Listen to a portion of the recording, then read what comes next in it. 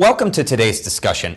I'm your host, Jason Fornicola, and my guest today is Jill Singer, Vice President of National Security for AT&T Government Solutions. Jill, welcome. Thank you, Jason. Talk to me about your main takeaways from today's panel discussion. Sure. I thought today's panel discussion was fantastic, and what I really appreciated was that each of the panelists was able to talk specifically about how they saw virtualization and today's networking technologies positively affecting their missions and the ability for them to carry out their missions. Let's talk about some of the real opportunities that exist within the federal government for virtualization to help these agencies meet and exceed those missions. Yes, one of the things we learned today was that they talked a fair bit about, first we started with virtualizing our compute and our storage, and now we're talking about virtualizing our network services. And what I think is really important there, and network virtualization or software-defined networking, is the ability for an agency to respond to tactical and strategic mission priorities by quickly standing up and closing down networks at speed and at the speed of the mission wherever they are across the world, and being able to do it effectively and efficiently with very little funds, but in great response to their mission requirements. And how are industry partners like AT&T and Juniper Networks well positioned to help these federal government agencies to help your customers meet their goals? Yeah, great question, Jason. Well, at AT&T and in partnership with Juniper, we really are putting a lot of emphasis on a software-defined network and network function virtualization. AT&T, the world's largest global network, will have 75% of our network as software-defined by 2020, which means that we can rapidly, on demand, put up a new network in response to anyone's requirements, whether it is personal requirements as a consumer or the requirements of the government, which is certainly my focus, and be able to deliver to them an on-demand infrastructure quickly, rapidly, wherever they need to be across the world. What does this topic, virtualization, look like 5 years from now? 10 years from now might be a little aggressive, but look into your crystal ball and tell me what you see. I think 5 years from now, when you're talking about the network and you're talking about network virtualization, it's just the word network, or it's just my data wherever it is I want to get access to my data on whatever platform. And you don't think of it as something new.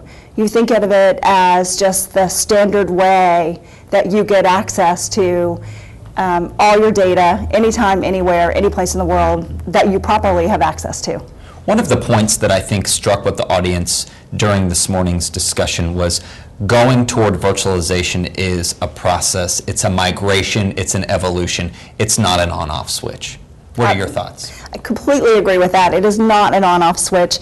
And I think we've seen that in the way that the federal government has adopted cloud computing as an example, and we'll see it in the way that we adopt network, software-defined networking and network virtualization.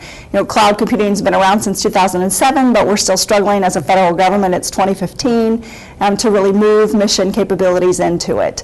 The network actually could be easier because it sits below a lot of the purpose-built code that we've used for missions across the federal government. So perhaps it'll move faster, but it is about changing people who have done networking capabilities for the federal government, changing their skill sets and teaching them to have a little bit more of a software development background than perhaps they have had in the past, and that will take time. That will take a bit of time for us to ensure that they are capable with that skill set.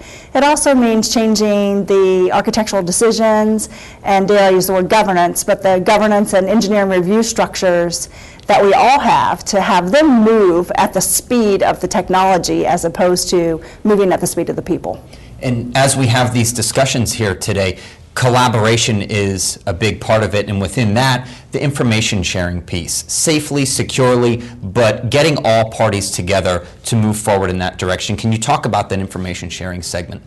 Yeah, I thought that Shimendra did a great job today of how you can actually use virtualized environments of all kinds to quickly respond to information sharing requirements and actually improve intelligence integration by ensuring that you're putting the right people who have the right accesses into an environment to talk about a specific intelligence issue or any other kind of mission issue, and putting them in that environment quickly, rapidly, doing it safely and securely, and then breaking it down when the issue has passed we hope issues pass. They seem to last forever, but when the issue has passed, you can break it back down again and ensure there's no lingering exhaust that is there of that particular issue.